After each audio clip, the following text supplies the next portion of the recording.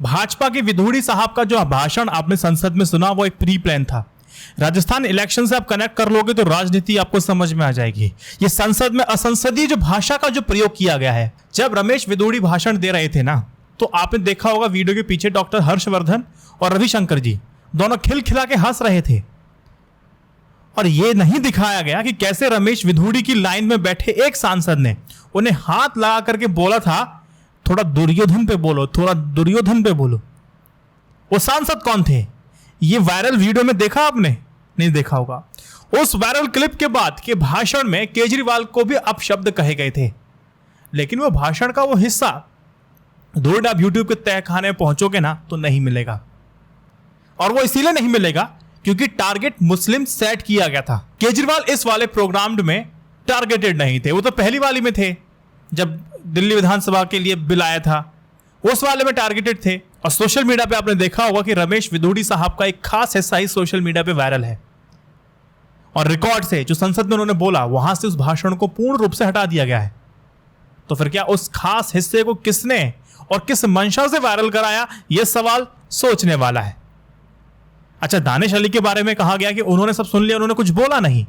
आज तक में बकायदा अब बहुत सारे चैनल्स ने इसको चलाया कि दानिश अली ने क्या क्या बोला है। ये फैलाया गया कि उन्होंने कुछ प्रतिक्रिया नहीं दी, उन्होंने सब कुछ सुन लिया। नहीं, उन्होंने प्रतिक्रिया दी थी, लेकिन उनका हिस्सा कहां है? दानिश अली विधूड़ी के भाषण के बाद सदन में बेहद कड़े शब्द में अपना विरोध प्रकट करा रहे थे, लेकिन वो वीडियो आप सर्च करेंगे तो वो गायब मिलेगा। आखिर क्यों? Everything was pre planned. ये पूरी प्री प्लानिंग के साथ किया गया था। अच्छा, ये सब किया गया तो मिला क्या? बीजेपी को फायदा हुआ। क्या फायदा हुआ वो समझिए।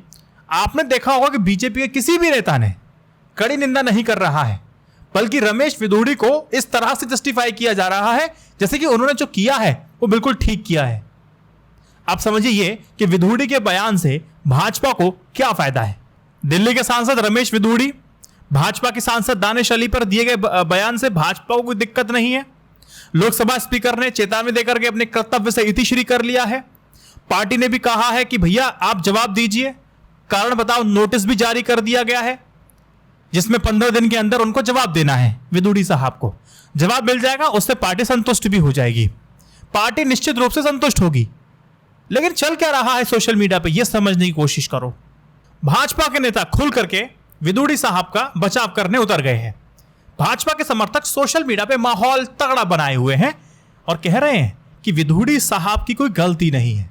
सैकड़ों लोगों ने व्हाट्सएप और दूसरे सोशल मीडिया पे प्रोफाइल पिक्चर तक बदल दी है और प्रोफाइल पिक्चर विधूड़ी साहब की लगा दी है। दे आर सपोर्टिंग विधूड़ी साहब, भैया हमको सपोर्ट कर रहे हैं।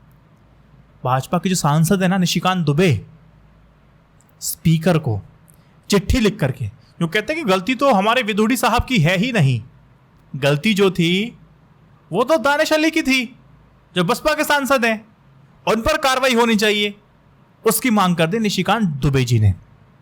निशिकांत दुबे ने बोला और आरोप लगाया कि दानिश अली इन्होंने प्रधानमंत्री के लिए अपशब्द का इस्तेमाल किया और कथित तौर पर उन्होंने कहा कि नीच व्यक्ति को नीच नहीं कहेंगे तो क्या कहेंगे साहब। इसके अलावा दुबे साहब ने यह भी कहा कि दानिश अली भाषण के बीच में बार बार ना विधूड़ी साहब को टोक रहे थे, जो नियमों के सरासर खिलाफ है। और उससे भी पहले डॉक्टर हर्षवर्धन ने अपनी सफाई के क्रम में यह कह दिया था कि दो लोग एक दूसरे को अपशब्द बोल रहे हैं, यानी कि दानिश अली भी अपशब्द कह रहे थे। आरएसएस की एक साप्ताहिक पत्रिका निकलती है जिसका नाम है पांचजन्य। उसके ट्विटर हैंडल से विधूड़ी साहब की तारीफ की गई है। उनकी पृष्ठभूमि बताते हुए यह कहा गया कि वे और उसके परिवार कितने त्यागी हैं विधूड़ी साहब के, जिन्होंने अपनी जमीनें स्कूलों, अस्पताल आदि को दान किए हो। उसके बारे में यह सब नहीं सोचा जा सकता। भाजपा और संघ खुल करके बचाव कर रहे हैं। रमेश विधूड़ी को हिंदू का हीरो बना रहे हैं, लेकिन उसके साथ ही वे जातीय हीरो भी हैं। उनको ना वीर गुर्जर बताया जा रहा है।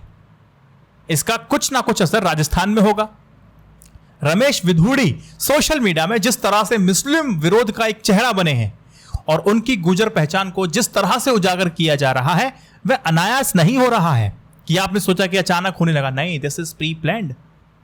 क्लिप को वायरल कराना, माहौल बनाना, वीर गुर्जर, प्लानिंग है। राजस्थान चुनाव, दिल्ली एनसीआर से लगे हुए राजस्थान के बड़े इलाके में आपको पता है गुर्जर की आबादी है। और जिसके नेता सचिन पायलट हैं, काफी अच्छा प्रभाव भी है। लेकिन अब विधुड़ी भी एक चेहरा बनते जा रहे हैं और ताजा घटना मुस्लिम और गुर्जर को एक साथ वोट करने से रोक सकती है। इस बात को ध्यान रखिएगा, स्ट्रेटेजी है। बहुत ज्यादा नहीं बोलूंगा, लेकिन मैं कुछ कंक्लूड करना चाहता हूं। ये क्या सिस्टम है?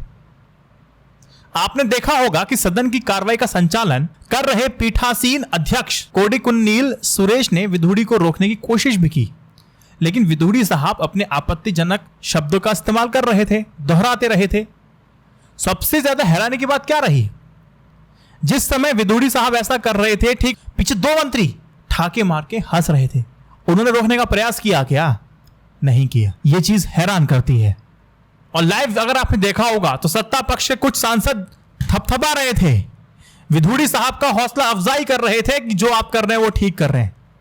सदन में मौजूद रक्षा मंत्री राजनाथ सिंह, संसदीय कार्य मंत्री प्रहलाद जोशी और अन्य मंत्रियों से भी किसी ने विधुड़ी को रोकने टोकने तक की कोशिश नहीं की। शर्मनाक था ये विडंबना है। और विडंबना यह है कि यह सब संसद की उस नई इमारत में हुआ जिसका निर्माण प्रधानमंत्री नरेंद्र मोदी के ड्रीम प्रोजेक्ट के रूप में कोरोना महामारी के दौरान अरबों रुपए खर्च से कराया गया।